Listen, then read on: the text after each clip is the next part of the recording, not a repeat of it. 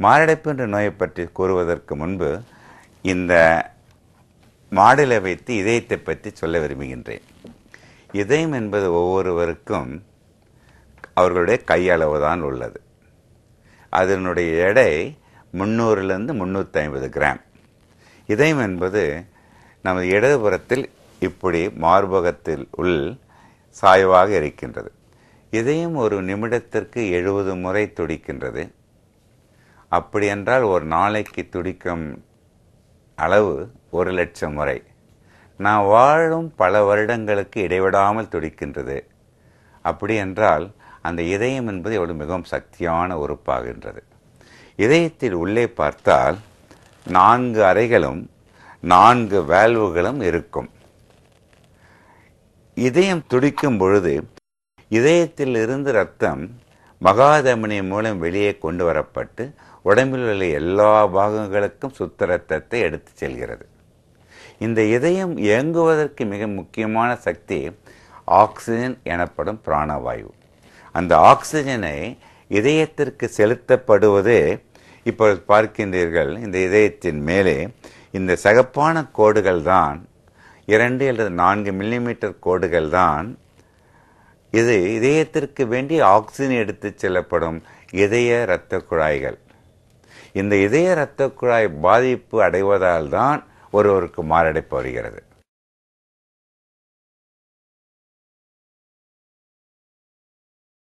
இதயம் எப்பொழுது இயங்க ஆரம்பிக்கின்றது?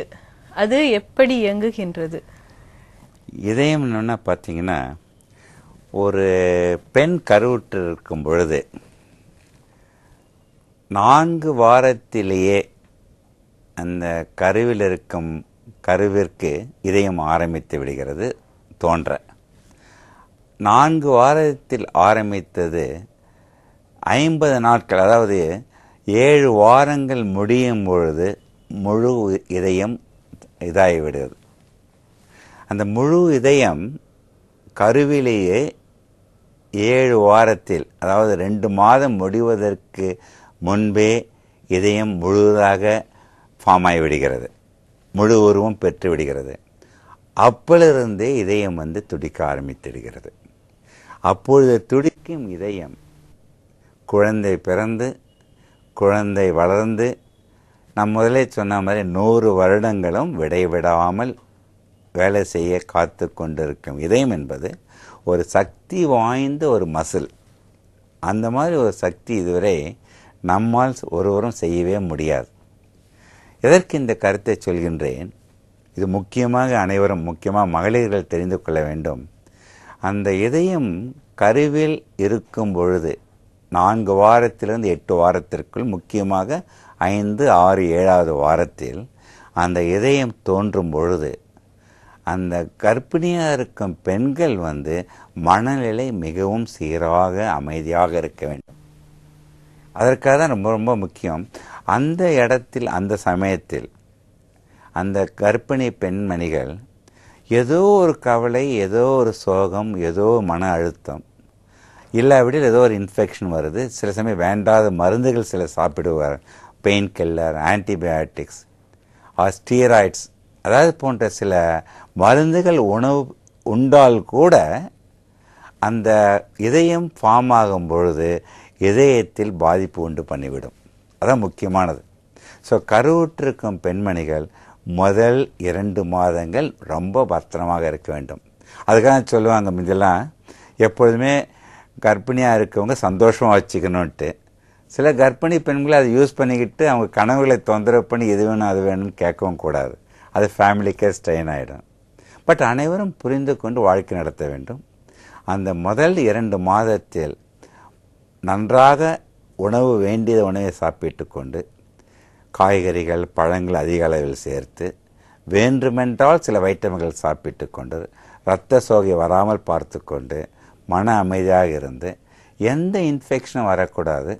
அதே சமயத்தில் இந்த எக்ஸ்ரே போன்ற சில இதெல்லாம் அவாய்ட் பண்ணிக்கலாம்.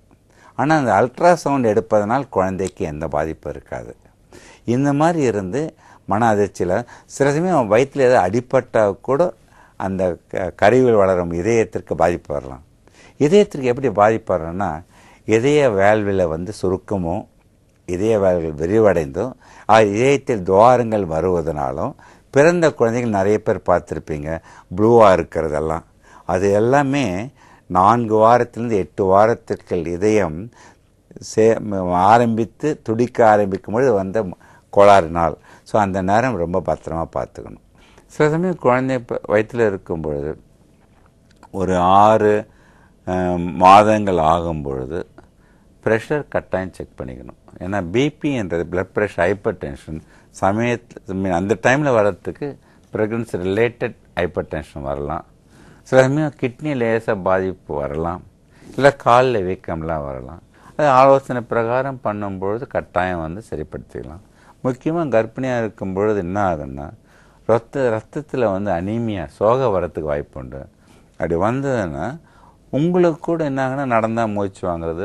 யூஸ்வலாக ப்ரெக்னென்ட் லேடிஸ்க்கு மூச்சு வாங்க படபட போகிறோம்.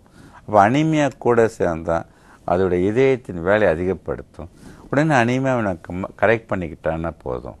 ஸோ இதெல்லாம் பீரியாடிக்காக செக்அப் பண்ணிக்கிட்டா ஒன்றும் கவலையப்படும்.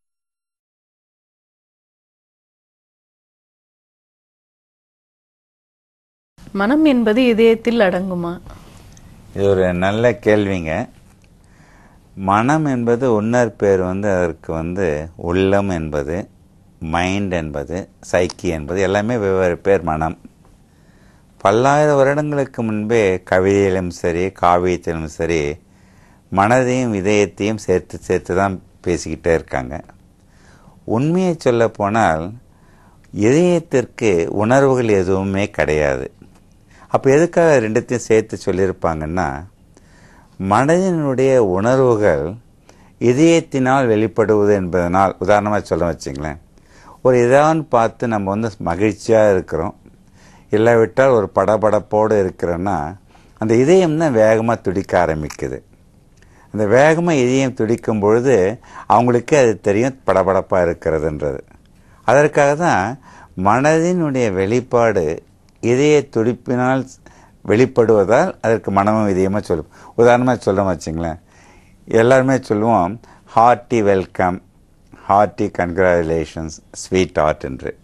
யாருமே brainy welcome, brainy congratulations, sweet brain சொல்வதில்லை. எதற்காக இது இருக்கிறது என்றால், மனம் என்பது மூளையில் அடங்கும். அந்த மூளையுடைய செயல்பாட்டின் பிரகாரம்தான் இதயமும் இயங்குகின்றது. உதாரணமாக இப்போ ஒரு மகிழ்ச்சியான முதல்ல சொன்ன மாதிரி இதயம் 70 தடவை துடிக்கணும். இது மாதிரி ஒரு உணர்ச்சி வசப்படும் பொழுது, மகிழ்ச்சியாக இருக்கும்பொழுது, இல்லைட்ட மன அழுத்தத்தோடு இருக்கும்பொழுது கூட என்ன ஆகுன்னா இதய துடிப்பு 70லிருந்து 80, 90, 100 அதிகமாகி அது படபடப்பாக மாறுது. உடனே